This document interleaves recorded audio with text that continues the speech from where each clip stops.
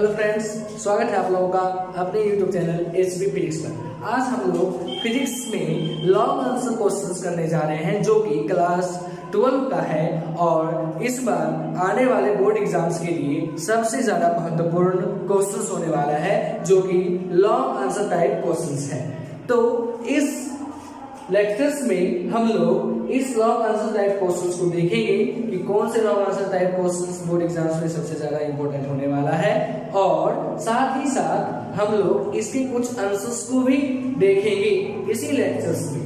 तो अब हम लोग इस लेक्चर्स को स्टार्ट करते हैं। तो बोर्ड एग्जाम्स 2023 का जो होने वाला है इस जनवरी में, तो इसके लिए इस पूरे क्वेश्चंस को अगर आप प्रिपेयर कर लेते हैं, अच्छे तरीके से बना लेते हैं, तो आपका बोर्ड एग्जाम्स में अच्छे मार्क्स आने की संभावना बढ़ जाएगी।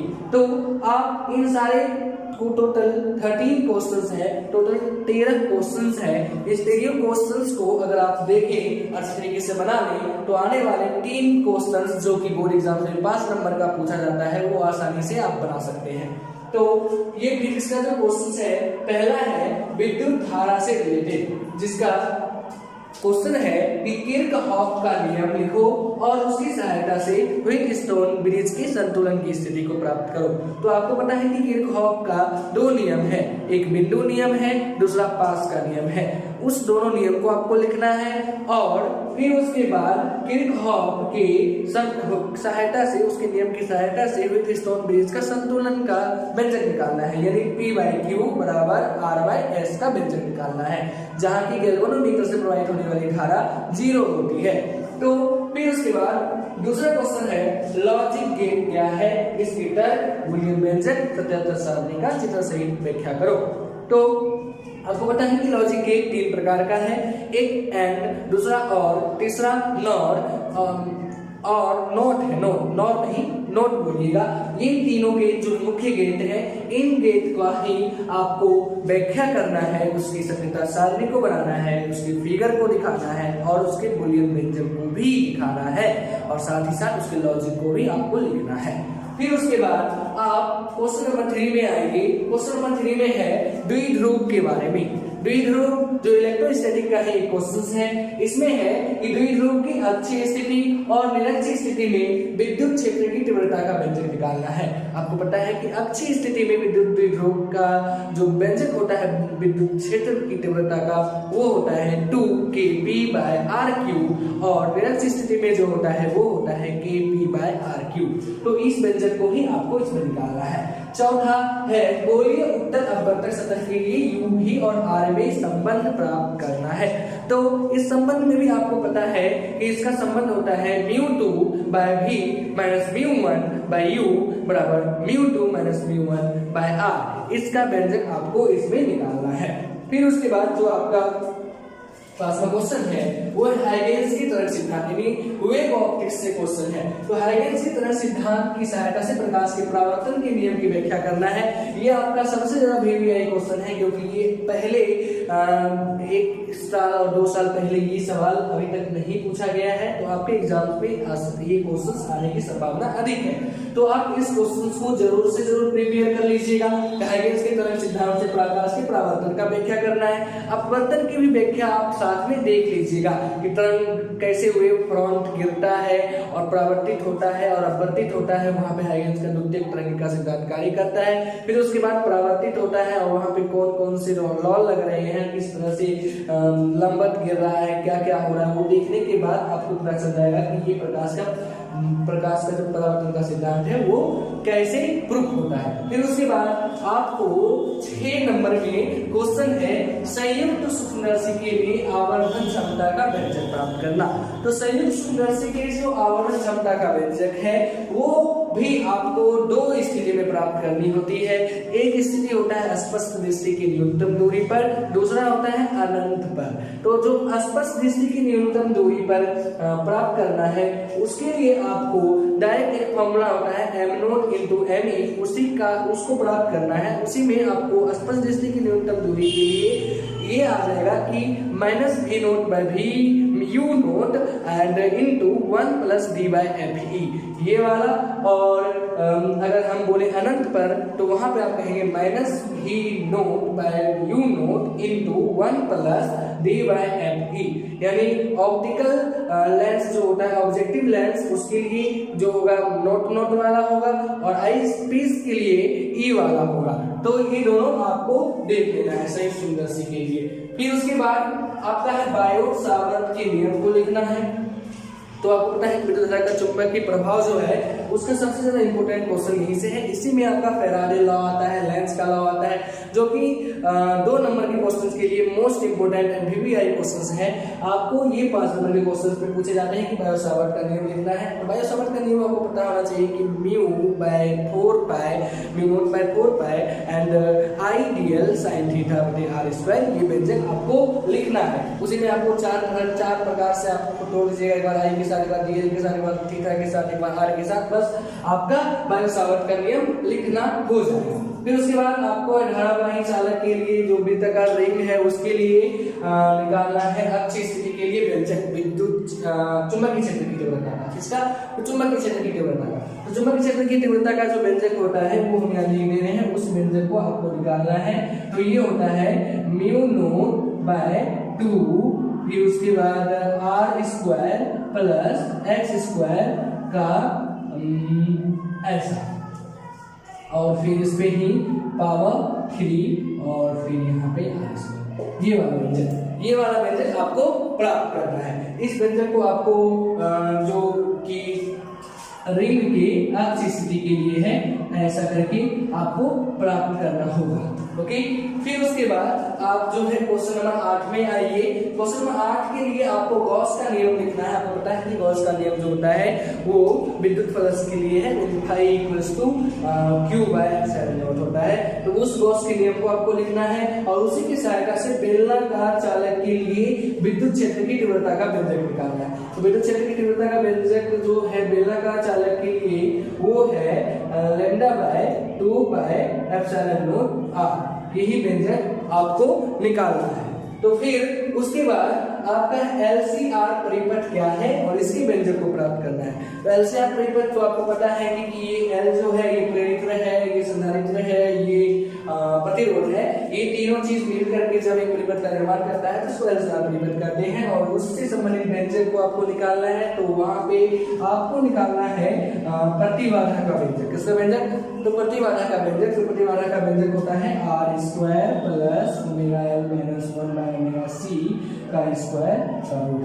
ये वाला व्यंजक आपको निकालना है। फिर उसके बाद जो लेंस मेकर सूत्र है तो ये भी आपका प्रकाश से संबंधित क्वेश्चन है कि लेंस मेकर फॉर्मूला को लिखना है। तो लेंस मेकर फॉर्मूला को आप पहले प्रूफ कीजिएगा।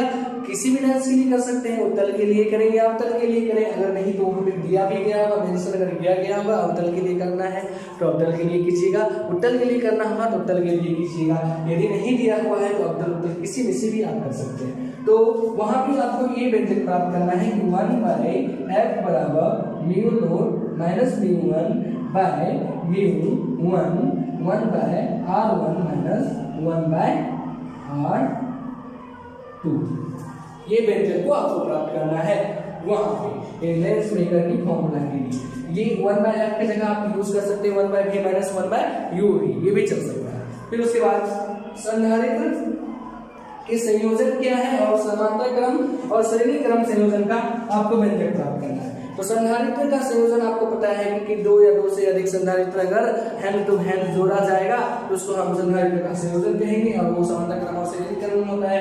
तो समांतर क्रम में जो होता है वो आपको पता होना चाहिए कि प्रतिरोध में भी ऐसा होता था। तो प्रतिरोध में समांतर क्रम में होता था वो व्युत्क्रम यानी कि उल्टा करके जोड़ा जाता था समांतर क्रम में, लेकिन ये उल्टा करके जोड़ना श्रेणी क्रम में होगा। किसमें होगा? श्रेणी क्रम में होगा। और डायरेक्ट सीधा सीधा जोड़ना है C1 plus C2 plus C3 जितना भी होगा वो सारा अगर जोड़ देंगे तो समांतर क्रम होगा, या नहीं तो इक्विवेलेंट कैपेसिटेंस निकालेंगे श्रेणी क्रम का तो होगा 1/CQ equals to 1/C1 plus 1/C2 plus 1/C3। तो ये वाला व्यंजक आपको निकाल के रखना है। ये वाला व्यंजक भी आपसे पूछ सकता है। क्वेश्चन नंबर 12 है आपका, किसी प्रिज्म से विचलन रहित बल विक्षेपण तथा वक्र विक्षेपण रहित विचलन का व्यंजक प्राप्त करना है। तो इस व्यंजक को भी आपको प्राप्त करना है जो कि प्रिज्म के रिलेशन से है। अगर ये क्वेश्चन नहीं रहा तो आपका इंद्रधनुष से संबंधित क्वेश्चन हो सकता है। इंद्रधनुष क्या है और ये कितने प्रकार का होता है उसकी व्याख्या करना है। इंद्रधनुष दो प्रकार के होते हैं, एक प्राथमिक इंद्रधनुष, इंद्रधनुष, और उसकी व्याख्या आपको करनी है वहां पे, या उसका भी व्यंजक आपको प्राप्त करना होगा। क्वेश्चन नंबर जो 13 है वो है गैल्वेनोमीटर क्या है और इसकी बनावट, कार्य सिद्धांत और ये व्यंजक की प्राप्ति के लिए चित्र की सहायता से करना है।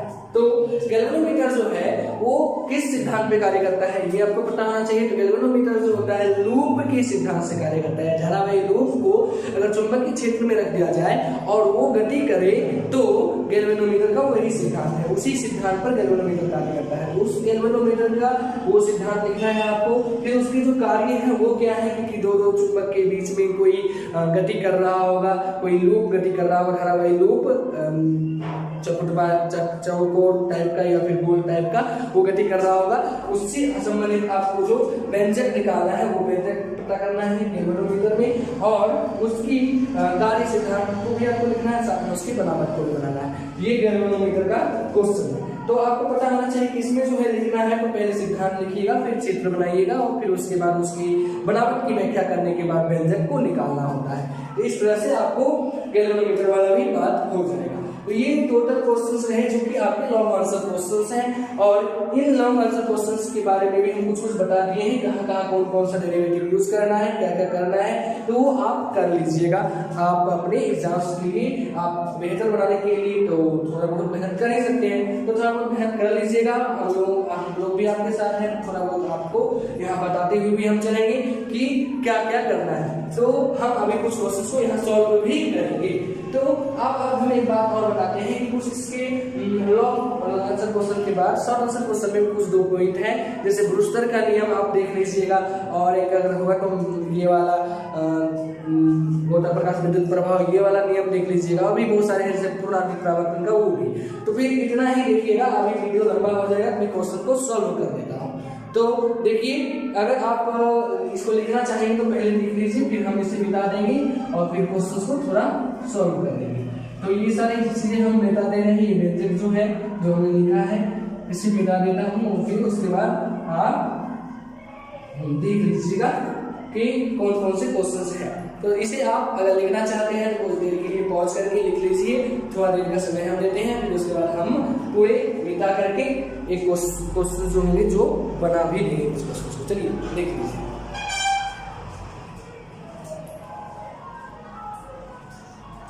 तो चलिए अब हम इसे मिटाते हैं और एक क्वेश्चन को सबसे पहला नंबर से ही सॉल्व करने की कोशिश करते हैं।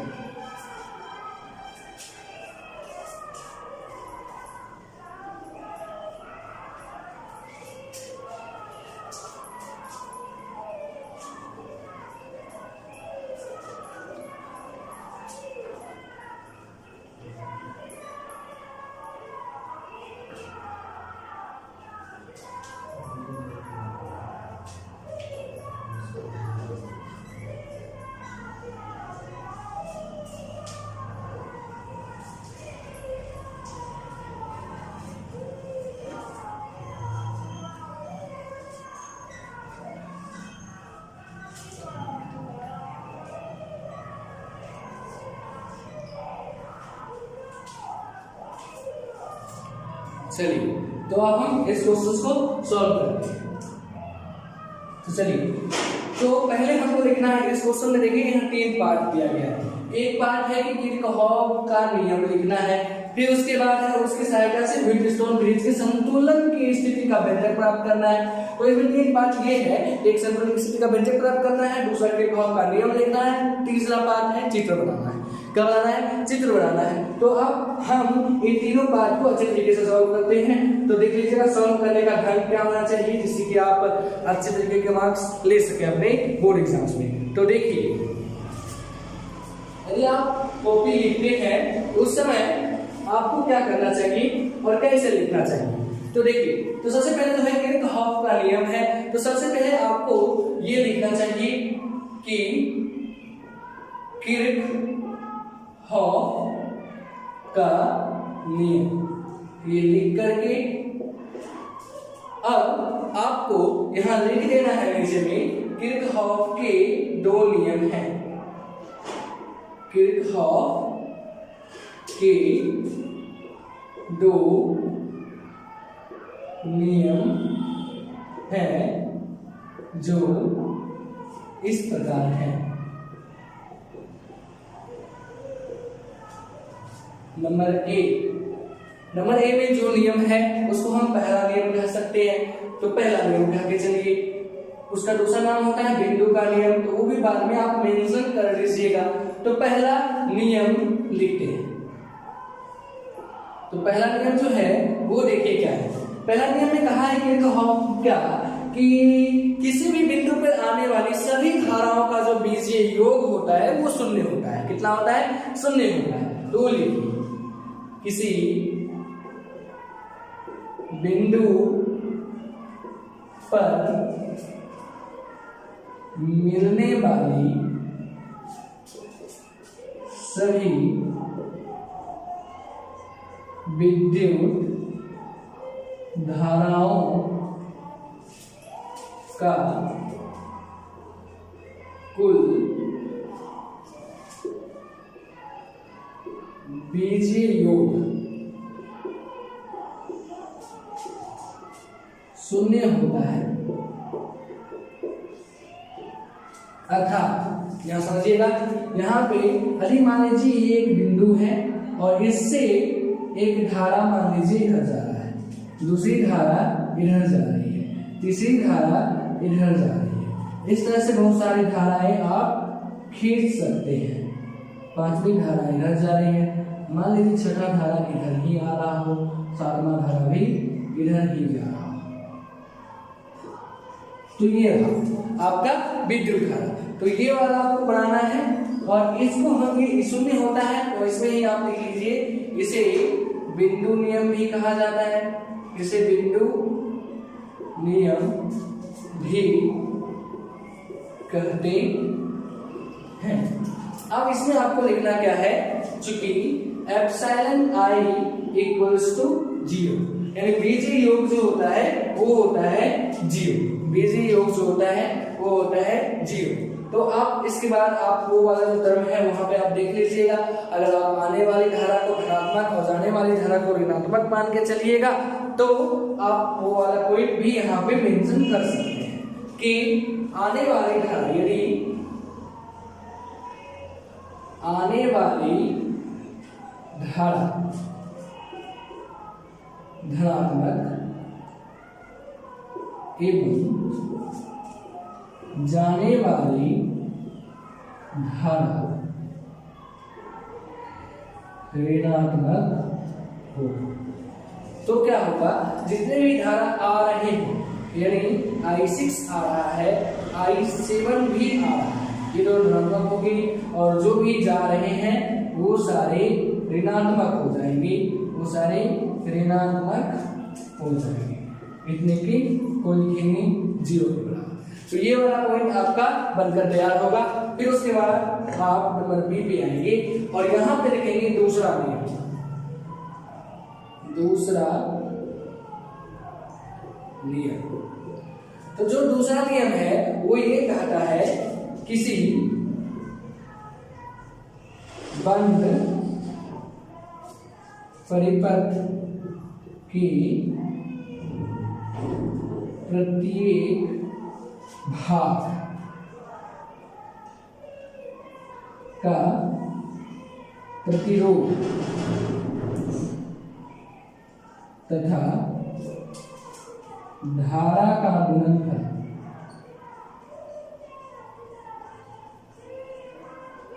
उसमें लगे विद्युत वाहक बल के योग के बराबर होता है। तो इसको हम पास का नियम कहते हैं। देख लीजिएगा, इसे पास का नियम भी कहा या खंड का नियम भी कहा जाता है। तो यहाँ पे भी एक फिगर बनेगा, तो उस फिगर को हम यहाँ छोटा सा बनाते हैं और आप कोशिश कीजिएगा वहाँ पे कुछ बड़ा सा फिगर बना दीजिएगा। उस बुक को भी आप देख करके जाइएगा ताकि फिगर आप आसानी से बना सकें। ये मैंने फिगर बना दिया और यहाँ पे हम लिख देते हैं कि R1 है, ये R2 है, ये R3 है, इसको मान लीजिए R4 और मान लीजिए धारा इधर I1 जा रहा है, यहाँ से I2 जा रहा है, इधर से I3 जा रहा है और इधर ही I4 जा रहा है।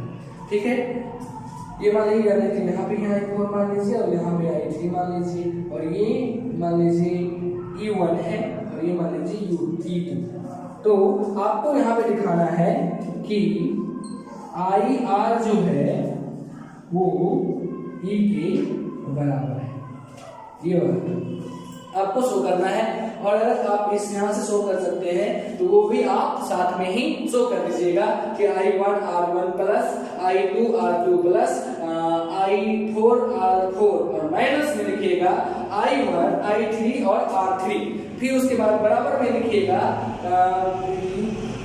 E1 minus E2, E1 minus E2। तो वो वाला जो नियम है वो खंड के नियम से आप परिपाटी आप जानते होंगे, उस परिपाटी का यूज करके आप यहाँ पे दर्शा दीजिएगा कि कहाँ पे धनात्मक लेना है और कहाँ पे ऋणात्मक लेना है। विभव कब धनात्मक होगा, कब ऋणात्मक होगा, आई कब धनात्मक होगा, ऋणात्मक होगा, वो वाली बातें आपको पता होगी, अच्छी तरीके से पढ़ भी लिए पहले ही, तो उसको कवर करके यहाँ पे डाल दीजिएगा। तो ये वाला पॉइंट हो जाएगा आपका एक पार्ट कवर। फिर उसके बाद आपको व्हीटस्टोन ब्रिज का व्यंजक निकालना है, तो इसको लिखना है इसी तरह से आपको बनाना है। फिर व्हीटस्टोन का ब्रिज का व्यंजक निकाल देते हैं, वो भी लिख लीजिए। चलिए, तो अब हम इसे मिटा देते हैं।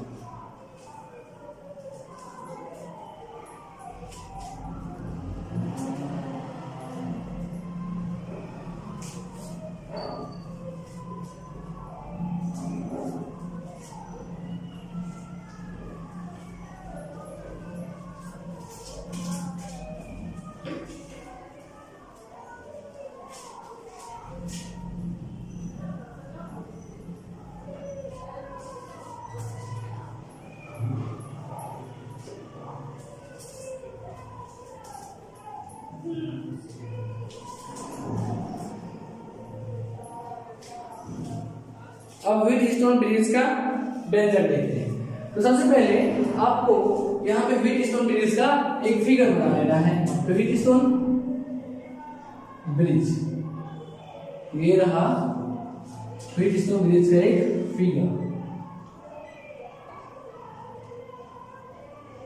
अच्छे से खींचने का कोशिश कीजिएगा, यहाँ थोड़ा टेढ़ा बड़ा हो जाता है। कोई भी अच्छा से बनाने का कोशिश कीजिएगा, एक बढ़िया सा फिगर बनेगा। तो बहुत ही बढ़िया फिगर आप बना सकते हैं, तो कॉपी पे बनाने का कोशिश करेंगे।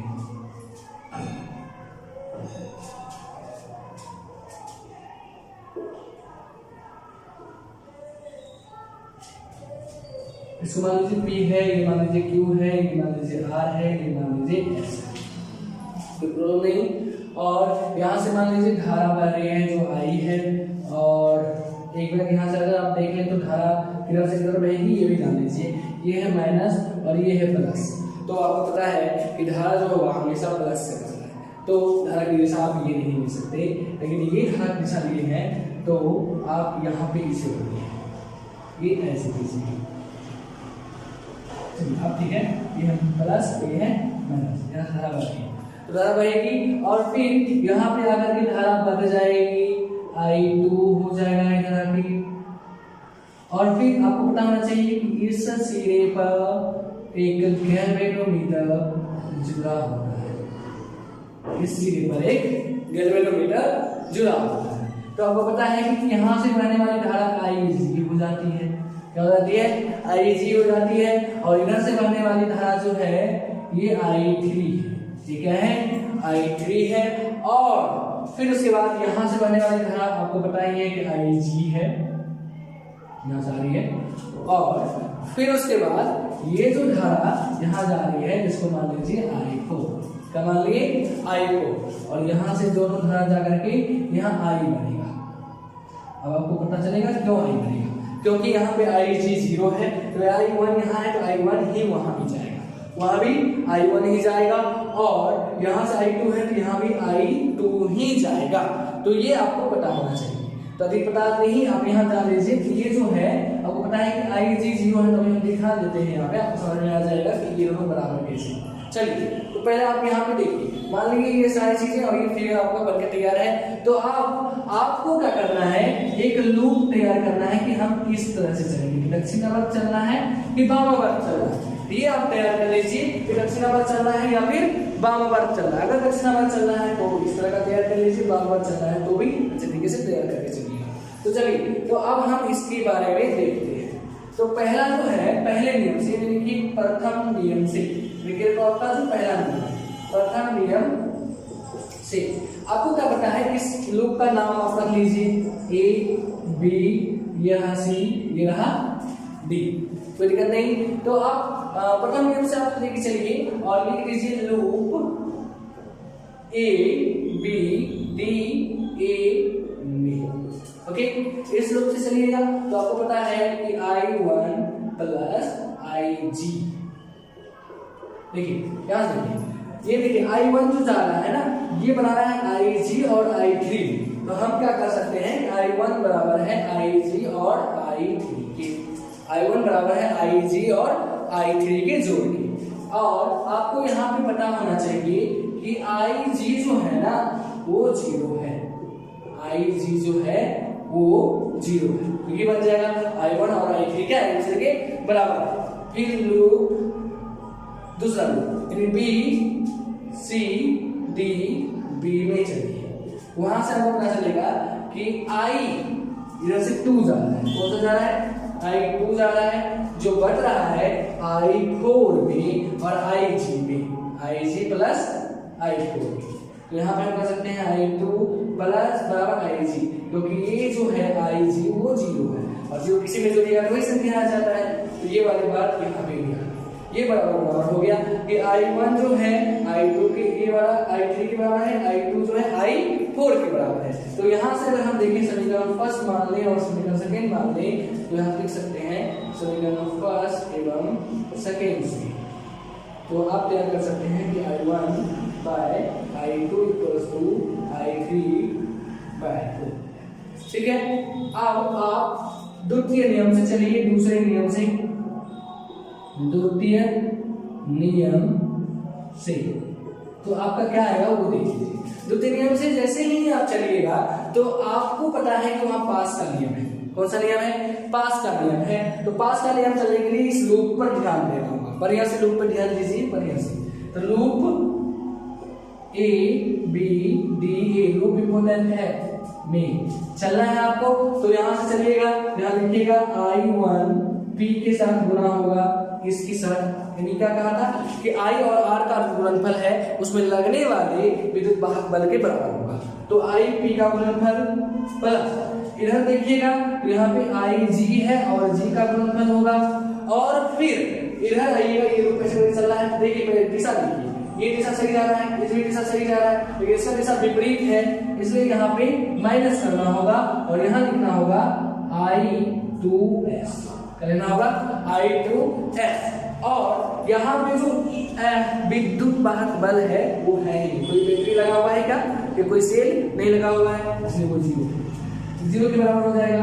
चलिए IG आपको पता है कि 0 है, IG 0 है तो G हुआ माइनस I2S इक्वल्स टू 0, इसलिए आपको पता है कि PI इक्वल्स टू होगा I2S, क्या हो जाएगा I2S। तो यहाँ से अगर हम निकालना चाहें तो I1 और I2 को भी इधर भेज लीजिए, तो यहाँ आ जाएगा S बाय P, क्या हो जाएगा S बाय P। और एवं अब दूसरे लूप से चलिए, लूप ये नाम रख लीजिए, क्या नाम है BCDB में, तो यहाँ पे आपको दिखाई देगा कि I3, तो I3 को Q से गुना कीजिए फिर प्लस। अब देख लीजिए ये लूप में देखिए, बढ़िया से देखिएगा कि दिशा सही से जा रहा, तो IG और G प्लस में ही है और इसका जो दिशा है वो विपरीत है, यानी I4 और R, इसमें भी कोई सेल, इस लूप में कोई सेल नहीं है, इसलिए वो 0 है, विभव 0 है।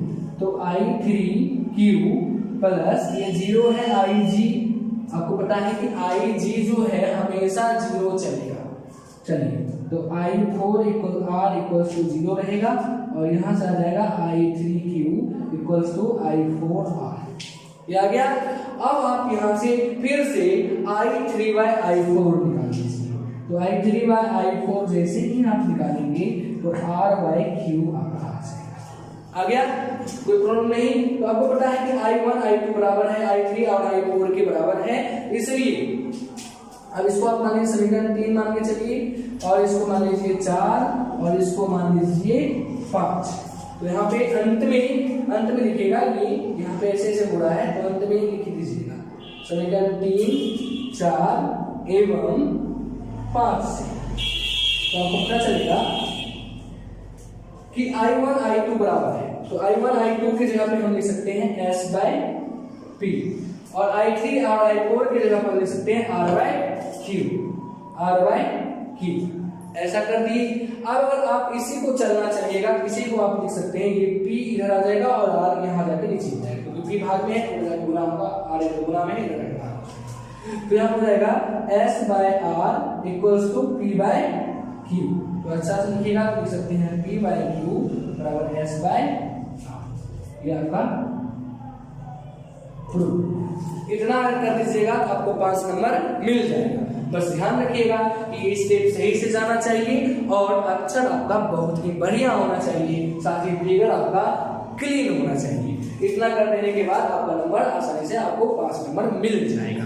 तो आगे आप क्वेश्चन जो होगा वो नेक्स्ट वीडियो में आएगा और आप जो है इसको देखिए, और क्योंकि वीडियो लंबा हो जा रहा है इसलिए एक ही क्वेश्चन चलेगा और उसके बाद अगर होगा तो दूसरे क्वेश्चन आएंगे। आप कमेंट कर दीजिएगा कि कौन से क्वेश्चन आपको नहीं बन पा रहे हैं, तो वो हम आपको बना देंगे। तो चलिए, तो अब आप इसे लिख लीजिए।